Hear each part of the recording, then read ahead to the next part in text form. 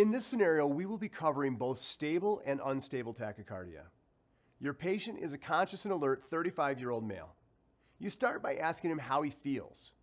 Your primary assessment reveals that he is responsive, his airway is open, and he's breathing rapidly.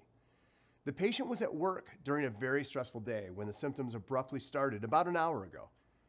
The patient's chief complaint is that his heart's racing, he feels dizzy and weak. Now, since the patient does not immediately have any life-threatening conditions, we direct a team member to get a set of vitals. The vitals are as follows.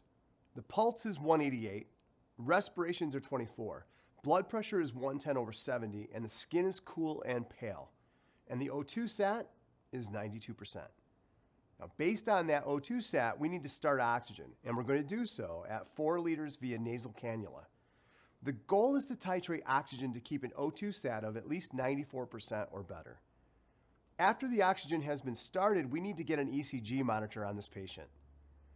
After the monitor is applied, we see a narrow, complex supraventricular tachycardia.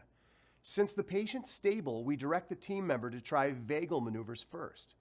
But this doesn't work, so we opt for drug therapy next. We direct a team member to start an antecubital IV 18 gauge with normal saline at a TKO rate. Now that the IV is established, we decide to try adenosine 6 milligrams rapid IV push. Remember, a second dose of 12 milligrams can be given 1 to 2 minutes later if the first dose does not work and the patient is still stable. So for the first dose, you direct a team member to give 6 milligrams adenosine rapid IV push. Remind the team member to flush the line with 20 ml of saline afterwards to be able to get that right into the body. As you look at the monitor, you see that the patient is still in SVT. We direct the team member to get another set of vitals.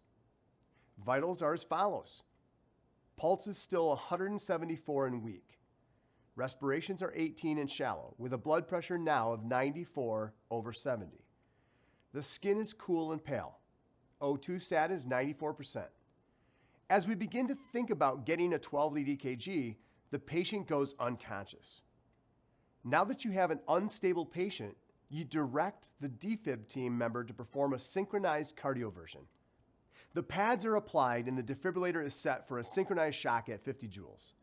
The defibrillator team member says, clear, charging, shocking at 50 joules on 3. 1, 2, 3, shock delivered.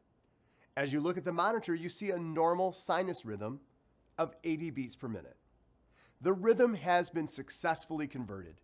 The patient becomes conscious after a few seconds, and at this time, you direct a team member to get another set of vitals and continue to monitor the patient.